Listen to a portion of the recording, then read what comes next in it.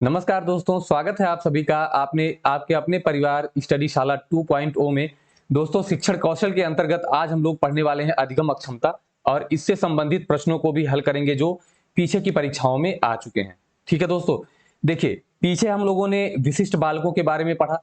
विशिष्ट बालकों में जितने भी आते हैं उनके बारे में हम लोगों ने पढ़ा और वहां पर एक अधिगम निर्योग्य बालक भी हम लोगों ने पढ़ा था कि जो अधिगम करने में निर्योग्य होते हैं या उन्हें कुछ समस्याएं होती हैं। तो उसी को हम लोग आज थोड़ा अच्छे से पढ़ेंगे कि कौन-कौन सी समस्याएं होती हैं। तो चलिए दोस्तों, आज की क्लास शुरू करते हैं।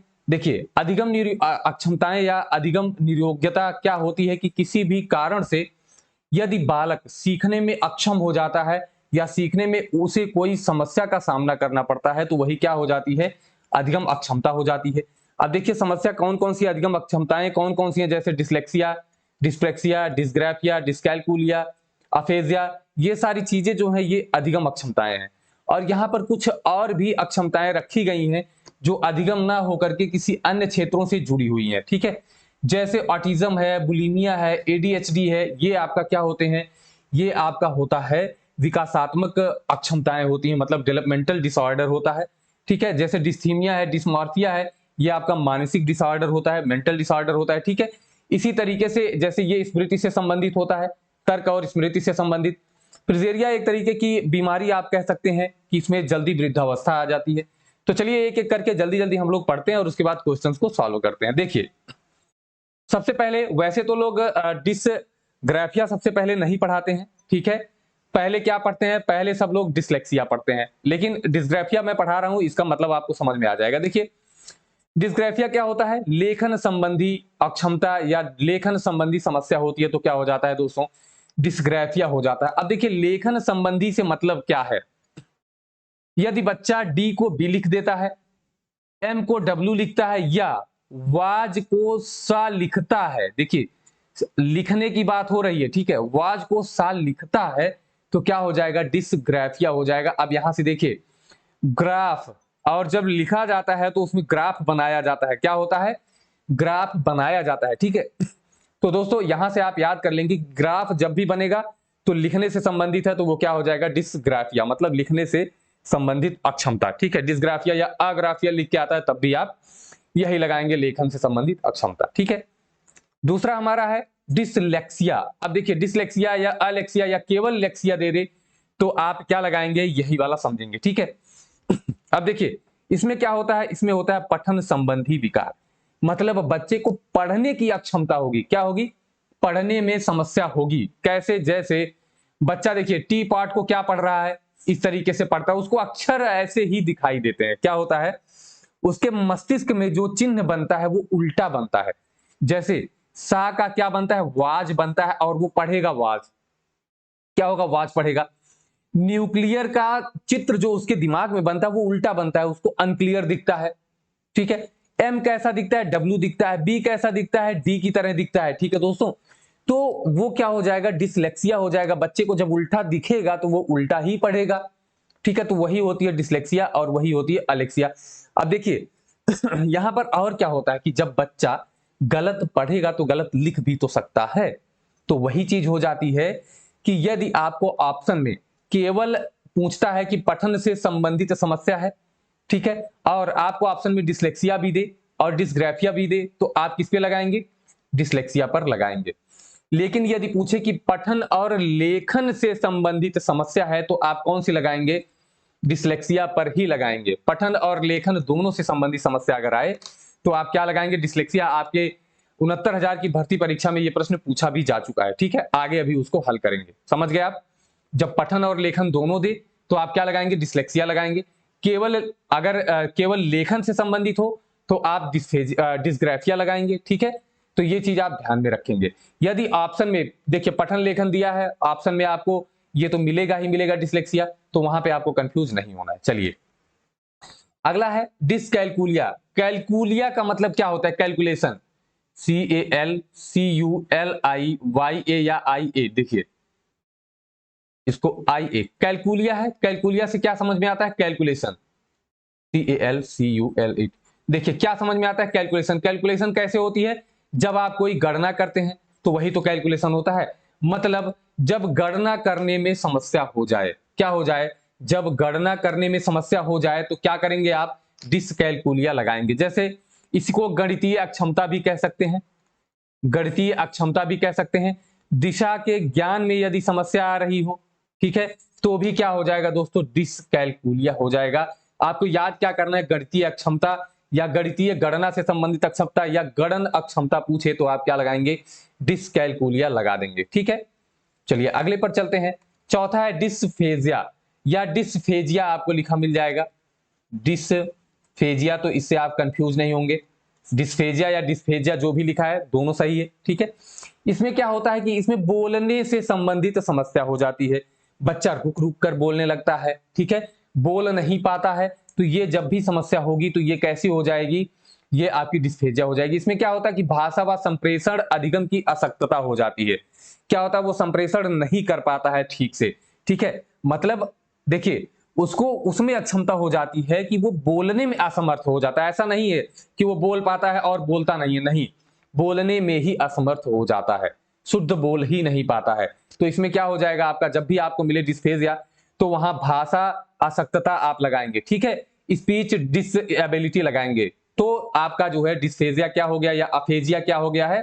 बोलने संबंधित समस्या या भाषा से संबंधित समस्या आपकी हो जाएगी डिस्फेजिया। ठीक है दोस्तों, अगला आपका है डिस्प्रेक्सिया। तो डिस्प्रेक्सिया में दोस्तों क्या होता है कि कौशल सीखने में समस्या होती है। गामक कौशल जो होते हैं उनको सीखने में समस्या हो जाती है। क्या होती है? गामक कौशल सीखने में समस्या, जैसे लिखने, चलने और इनके अंगों का जो अंग और क्रिया का संतुलन होता है वो ठीक से नहीं हो पाता है, तभी तो चलने में दिक्कत होती है। लेखन में समस्या से क्या तात्पर्य है? आपने पीछे भी पढ़ा कि लिखने में दिक्कत हो जाती है। तो दोस्तों यहां पर यह है कि इनका सेंसरी मोटर जो होता है, लिखने में इनको दिक्कत होती है। जैसे कलम पकड़ने में समस्या होने लगती है। लिखना जानते हैं लेकिन लिख नहीं पाते हैं, लिखना जानते हैं लेकिन लिख नहीं पाते हैं। वहां क्या था? वहां सा को वाज लिखता था, मतलब लिखने में ही इसकी दिक्कत थी, वो लिख ही नहीं पाता, ये समझ ही नहीं पा रहा था। यहां पर क्या है? ये लिख पाता है लेकिन इसको कलम पकड़ने में समस्या हो जाती है। तो ये क्या होता है? यहाँ लेखन से भी समस्या हो सकती है। चलने में दिक्कत, जैसे जूते की डोरी बांधनी हो तो वो नहीं सीख पाता है, शर्ट की बटन बंद करना नहीं सीख पाता है। इस तरीके की समस्याएं जब आती हैं तो डिस्प्रेक्सिया आप लगा देंगे। ठीक है दोस्तों, क्या लगाएंगे? डिस्प्रेक्सिया लगा देंगे। अगला है डिस्थीमिया। देखिए वो सब अभी तक सीखने से संबंधित थे, अब ये आपका मानसिक विकार है, डिस्थीमिया और डिस्मॉर्फिया। मानसिक विकार में क्या है? डिस्थीमिया मतलब जब गंभीर तनाव की अवस्था हो जाए तो वो डिस्थीमिया हो जाती है। क्या होती है?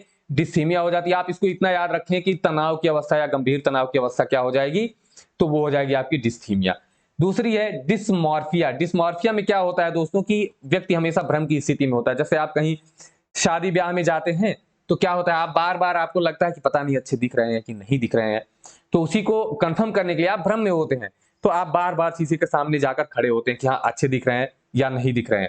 तो ये जो स्थिति होती है वही क्या होती है? डिस्मॉर्फिया होती है, भ्रम की स्थिति होती है। उन्हें लगता है कि हमारी शारीरिक बनावट जो है वो अच्छी नहीं है। ठीक है, तो यही होती है डिस्मॉर्फिया, मतलब उनको अपनी शारीरिक बनावट पर जो है भ्रम होता है कि अच्छे नहीं दिख रहे हैं या हमारी शरीर की बनावट जो है अच्छी नहीं है।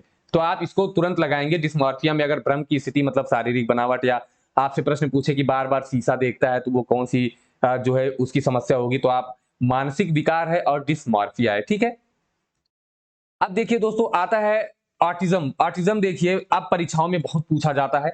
ठीक है, तो इसको आप समझ कर रखेंगे। ऑटिज्म जैसे रीट की परीक्षा हो जाए, केवीएस की हो जाए, और हो सकता है सुपर टेट में भी अब ये पूछा जाए, क्योंकि ऑप्शन में रखा गया था। जो 69,000 भर्ती में जो है क्वेश्चन आया था तो उसमें ऑटिज्म भी ऑप्शन में रखा गया था। ठीक है, क्योंकि इस पर भी ध्यान दिया जाने लगा है अब। ऑटिज्म क्या होता है? आत्मविमोह, ठीक है, या स्वलीनता या स्वपरायणता। अब देखिए इसका अर्थ समझ लीजिए। आत्मविमोह का मतलब होता है जिसे खुद से प्यार हो, बाकी लोगों से वो संपर्क रखना ही नहीं चाहता है, मतलब वो अकेले में रहना चाहता है। स्वलीनता, स्वपरायणता, यही एक ही चीज होती है। तो नाम आपको कोई भी इसमें से दे सकता है। ठीक है, इसको बोलते हैं एएसडी, ऑटिज्म स्पेक्ट्रम डिसऑर्डर। क्या बोलते हैं? ऑटिज्म स्पेक्ट्रम डिसऑर्डर बोलते हैं। इसके लक्षण दोस्तों आपसे पूछे जाते हैं। बालक एकांत में रहना पसंद करता है, सामाजिक क्रियाओं के प्रति एकदम उदासीन होता है। जैसे कोई फंक्शन हो रहा है तो भी बालक क्या करेगा? एक किनारे जाके बैठा है, कुछ भी फंक्शन हो रहा है उसे उससे कोई मतलब नहीं होता है। देखिए व्यवहार को बार बार दोहराना, जो पैर हिला रहा है तो पैर ही हिला रहा है, ठीक है। रूढ़िबद्ध व्यवहार इसी को कहा जाता है कि जो काम कर रहा है वही बार बार दोहरा रहा है। तो जब भी व्यवहार दोहराने की बात आए, जैसे कोई एक ही बात बार बार दोहराना, ठीक है, तो वो क्या हो जाएगा, ऑटिज्म। और दोस्तों देखिए, संप्रेषण न करना, करना जानता है लेकिन वो संप्रेषण करता नहीं है। जैसे बच्चा है, आप, ऐसा होता है कि जो बच्चा नॉर्मल होता है, कोई आता है तो वो खुद ही जाके उससे बोल देता है, लेकिन ये बच्चे कैसे होते हैं, इनसे कोई बोलेगा तो भी ये नहीं बोलते हैं, ठीक है। अंत्य क्रिया ना करना, जैसे कोई आया खुद ही नमस्ते कर लिया तो ये बोलते ही नहीं है। कम बोलना या बोलना ही नहीं, प्रतिक्रिया ही ना देना, तो ये किसमें आते हैं दोस्तों, ये ऑटिज्म वाले आते हैं। ये एक विकासात्मक विकार है, देखिए डेवलपमेंटल डिसऑर्डर है, इसको आप मानसिक विकार या आप अधिगम अक्षमता नहीं समझेंगे, ठीक है। तो ये कैसा है, एक विकासात्मक विकार है। चलिए, बुलिमिया की बात करें तो बुलिमिया भी एक विकासात्मक ही है, ठीक है। बुलिमिया और ये ऑटिज्म जो है, ये दोनों आंतरिक विकासात्मक विकार होते हैं। तो बुलिमिया में क्या होता है कि आदमी समझ ही नहीं पाता कि कितना खाए, खाता रहता है, खाता रहता है, खाता रहता है, ठीक है। तो ये क्या होता है, ये होता है अति भोजन विकृति, मतलब वो समझ नहीं पाता है कि कितना खाना है। तो बुलिमिया में आप याद रखेंगे कि अति क्षुधा की अवस्था होती है, अति भोजन की अवस्था होती है, अतिशय भोजन खाता है, ठीक है। तो ये हो जाएगी आपकी बुलिमिया। अब दोस्तों देखिए, एडीएचडी ये भी विकासात्मक ही है, लेकिन ये दोनों आंतरिक थे और ये बाह्य विकासात्मक विकार है। एडीएचडी क्या होता है कि attention deficit hyper activity disorder, मतलब अटेंशन अवधान को कहते हैं, डेफिसिट मतलब न्यूनता होती है, और हाइपर एक्टिविटी मतलब अतिक्रिया होती है, ठीक है। तो इनमें कौन सा विकार होता है, अवधान न्यूनतम अतिक्रिया विकार, मतलब ध्यान कम देते हैं, अवधान इनका ध्यान कम केंद्रित होता है और क्रिया ज्यादा करते हैं। क्या होता है, मेरे स्कूल में भी एक बच्चा है, उससे कोई बात हम लोग कहते हैं तो वो सुनता नहीं है ठीक से और जा करके प्रतिक्रिया करने लगता है, जो कि सही दिशा में नहीं होती है। तो यही होता है एडीएचडी, मतलब ध्यान नहीं देते हैं। देखिए, ये ध्यान अपना केंद्रित नहीं कर पाते हैं, जो कार्य कहा जाएगा उसके अलावा उनके दिमाग में तमाम कार्य चलने लगते हैं, ठीक है। तो वो एक कार्य को पूरा ध्यान लगाकर नहीं कर पाते हैं। तो ये होता है एडीएचडी, ठीक है। और ये अनावश्यक सक्रियता दिखाते हैं और दिखाते हैं कि वो बहुत काम कर रहे हैं, लेकिन क्या होता है कि उनका ध्यान उसमें केंद्रित होता ही नहीं है, ठीक है। तो ये हो गया आपका एडीएचडी, ठीक है दोस्तों। अब देखिए, डिमेंशिया क्या होती है, डिमेंशिया होती है कि तर्क ना कर पाना, मतलब तर्क की कमी हो जाती है बालक में, और स्मरण शक्ति कमजोर हो जाना, मतलब याद करने की क्षमता जो होती है वो भी कमजोर हो जाती है। तो इसे हम क्या कहते हैं, डिमेंशिया कहते हैं। बात करें प्रोजेरिया की, तो कम उम्र में वृद्धावस्था होना, ठीक है, कम उम्र में वृद्धावस्था आ जाना, इसी को हम कहते हैं प्रोजेरिया, प्रोजेरिया, ठीक है। क्या कहते हैं, प्रोजेरिया कहते हैं। तो ये चीजें आप याद रखेंगे, ठीक है। चलिए, अब दोस्तों हम लोग अभ्यास प्रश्नों को हल करते हैं, तो आप लोग तैयार हो जाएं। देखिए, अभ्यास प्रश्नों में क्या है, डिसलेक्सिया है। तो दोस्तों डिसलेक्सिया किससे संबंधित है, तो आप जानते हैं, देखिए मानसिक विकार है नहीं ये, क्योंकि ये अधिगम अक्षमता है। कौशल अक्षमता है नहीं, कौशल अक्षमता क्या होती है, अप्रेक्सिया या डिस्प्रेक्सिया होती है। गणितीय क्या होती है, डिस्कैलकुलिया। तो आपका सही उत्तर क्या हो जाएगा, पठन विकार, डिसलेक्सिया। अगला प्रश्न है आपका कि एक बच्चा न्यूक्लियर को अनक्लियर पढ़ता है, वाज को सा पढ़ता है, तो इसको कौन सा विकार है। तो दोस्तों अब आप बताइएगा कि कौन सा विकार है, तो आप तुरंत बताएंगे कि ये पढ़ने में इसको समस्या हो रही है, क्या है, पठन अक्षमता है। तो आप क्या लगाएंगे, डिसलेक्सिया लगाएंगे। क्या लगाएंगे दोस्तों, डिसलेक्सिया लगाएंगे, ठीक है। चलिए, अगला प्रश्न है कि निम्न में से ऑटिज्म में शामिल लक्षण है, कौन सा ऑटिज्म में शामिल लक्षण कौन से हैं। देखिए, श्रवण क्षीणता है नहीं, अत्यधिक सक्रियता में भी नहीं है, ठीक है, अत्यधिक सक्रियता भी नहीं है, क्योंकि ये ऑटिज्म में नहीं होता है अत्यधिक सक्रियता, एडीएचडी में होता है। कौशल विकास से समस्या, ये भी नहीं, अप्रेक्सिया होता है। और दूसरों से संबंधित होने में असमर्थता, बिल्कुल यही होता है, क्योंकि ये एकांतवासी होते हैं, ठीक है, दूसरों से ज्यादा व्यवहार नहीं रखना चाहते हैं, ठीक। स्वलीन होते हैं, इसे क्या कहते हैं, स्वलीनता कहते हैं, इसीलिए, ठीक है दोस्तों। अगला प्रश्न है कि मोटर कौशल सीखने की असमर्थता को क्या कहते हैं। मोटर कौशल सीखने की असमर्थता, देखिए अभी आपने देखा कि कौशल सीखने की असमर्थता क्या होता है दोस्तों, तो डिस्प्रेक्सिया होता है। क्या होता है, डिस्प्रेक्सिया होता है। डिस्मॉर्फिया क्या होता है कि अपने शारीरिक बनावट को लेकर हमेशा भ्रम में रहते हैं, अनक्लियर रहते हैं। डिसकैलकुलिया गणना से संबंधित है, डिस्फेजिया भाषा सीखने से संबंधित है, ठीक है। अगला है डिसग्राफिया, किससे संबंधित है, तो दोस्तों आप समझ गए होंगे, ग्राफिया ग्राफ बनाना मतलब लिखना। तो जहां भी आपको लेखन संबंधित मिले आप तुरंत लगा दीजिए कि लेखन से संबंधित है। अगला प्रश्न है कि भाषा अवबोधन से संबंधित विकार है। अब भाषा अवबोधन देखिए, लैंग्वेज कंप्रीहेंशन मतलब भाषा समझ नहीं पाता है। क्या होता है? भाषा समझ नहीं पाता है। तो जब भाषा नहीं समझ पाता है तो वो कौन सा विकार होता है दोस्तों? अफेजिया हो जाता है। क्या होता है? अफेजिया हो जाता है। अप्रेक्सिया देखिए क्या होता है? अप्रेक्सिया होता है कौशल नहीं सीख पाता है। डिसलेक्सिया क्या हो जाता है? पठन विकार हो जाता है। और डिसकैलकुलिया क्या हो जाता है? गणन विकार हो जाता है। ठीक है, तो आपका यहां पर सही उत्तर क्या है? ये भाषा संबंधी विकार है, तो भाषाघात हो जाएगा, अप्रेक्सिया हो जाएगा। ठीक है, चलिए एक चीज और यहीं पर समझ लीजिए कि जो पठन कौशल होता है इसे शब्द अंधता भी कहते हैं या शब्दांधता भी कहते हैं, क्योंकि इसमें शब्द जो है उसको सही दिखते ही नहीं है। ठीक है, तो ये आप यहां पर याद कर लीजिएगा, क्या पता हिंदी में आपसे पूछ ही लिया जाए।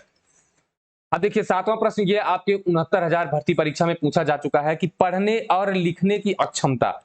यहां पर यही चीज मैंने आपको बताया कि पढ़ने और लिखने यदि दोनों की अक्षमता एक साथ दे देता है तो आप क्या लगाएंगे दोस्तों? तो आप लगा देंगे दोस्तों, देखिए डिसलेक्सिया लगाएंगे। क्या लगाएंगे? डिसलेक्सिया लगाएंगे। देखिए डिसलेक्सिया क्यों लगाएंगे? यहां पर डिसलेक्सिया होता है पठन से। किससे होता है? पठन से। और बच्चा पढ़ सकता है गलत तो लिख भी तो सकता है गलत। तो ये चीज आप याद रखेंगे कि क्या लगाना है, जब दोनों दे दे तो आप लगाएंगे डिसलेक्सिया। ठीक है, अगला प्रश्न है आपका कि भारतीय पुनर्वास परिषद की स्थापना किस उद्देश्य से की गई? तो ये हमने आपको बता ही दिया है, भारतीय पुनर्वास परिषद। तो ये भारतीय पुनर्वास अधिनियम जो आया था उसी के तहत ये जो है इसकी स्थापना की गई थी भारतीय पुनर्वास परिषद की। इसमें क्या था? दिव्यांग जनों के पुनर्वास और उनको जीवन जीने की जो क्षमता है उसको विकसित करने के लिए प्रशिक्षण दिया जाएगा। ठीक है, तो ये क्या हो गया? दिव्यांग जनों की शिक्षा के लिए था। ठीक है, आपका अगला प्रश्न है दोस्तों, देखिए शारीरिक रूप से अक्षम बच्चों को सामान्यतः क्या हो सकता है? शारीरिक रूप से अक्षम बच्चों को सामान्यतः क्या हो सकता है? देखिए शारीरिक रूप से जो बच्चे अक्षम होते हैं, ठीक है, तो उनको कलम पकड़ने में समस्या हो सकती है। क्या हो सकती है? कलम पकड़ने में समस्या हो सकती है। जब कलम पकड़ने में दिक्कत होगी उनको तो दोस्तों तो वो उनको लेखन में भी समस्या हो जाएगी। तो आपका कौन सा ऑप्शन सही हो जाएगा? डिस्ग्राफिया सही हो जाएगा। ठीक है, तो इसको आप समझकर रखेंगे। अगला प्रश्न है कि वह गतिक वाक विकार जो बोलने को प्रभावित करता है, बोलने को प्रभावित कौन करता है ये आप जानते हैं दोस्तों। तो कौन करता है? आपका सही उत्तर क्या हो जाएगा? अफेजिया होता है। ठीक है, क्या होता है? अफेजिया होता है। तो दोस्तों देखिए एक प्रश्न और है आपके सामने कि इनमें कौन सी अधिगम अशक्तता वाले बच्चों की विशेषता है? अधिगम अशक्तता वाले बच्चों की विशेषता कौन सी है? ठीक है, जो सीखने में अक्षम होते हैं, मतलब अधिगम अक्षमता वाले बच्चे होंगे। अन्य बच्चों से लड़ना झगड़ना ये तो हो ही नहीं सकता। ठीक है, एक ही प्रकार की क्रिया को बार बार दोहराना ये ऑटिज्म होता है। और ये क्या होता है? ये डेवलपमेंटल होता है। ठीक है, ये लर्निंग से नहीं होता है, ये डेवलप विकासात्मक होता है। कम बुद्धि लब्धि देखिए आईक्यू से इसका कोई मतलब नहीं होता है। ठीक है, क्योंकि आईक्यू ज्यादा होगी और या तो कम हो या तो सामान्य आईक्यू के बच्चों में भी ये समस्याएं आ सकती हैं, जैसे लिखने की समस्या आ सकती है। ठीक है, अब अगला है धारा प्रवाह रूप से पढ़ने और लिखने में अक्षमता। बिल्कुल सही है। क्यों? क्योंकि जब अलेक्सिया आपने डिसलेक्सिया पढ़ा तो उसमें पठन से संबंधित समस्या थी। तो आपका कौन सा ऑप्शन सही हो जाएगा? डी वाला ऑप्शन सही हो जाएगा। तो दोस्तों आज की क्लास आपको कैसी लगी आप कमेंट बॉक्स में जाकर जरूर बताइएगा। उम्मीद करता हूं कि ये क्लास आपके लिए बेहद हेल्पफुल रही होगी। ठीक है दोस्तों, तो चलिए फिर मिलेंगे समावेशी शिक्षा की अगली क्लास के साथ, जिसमें आपको परामर्श निर्देशन और परामर्शदाता संस्थाएं बताई जाएंगी और उसके बाद फिर आपको अगला जो है आपका टॉपिक शुरू हो जाएगा। तब तक के लिए दोस्तों नमस्कार, जय हिंद, धन्यवाद।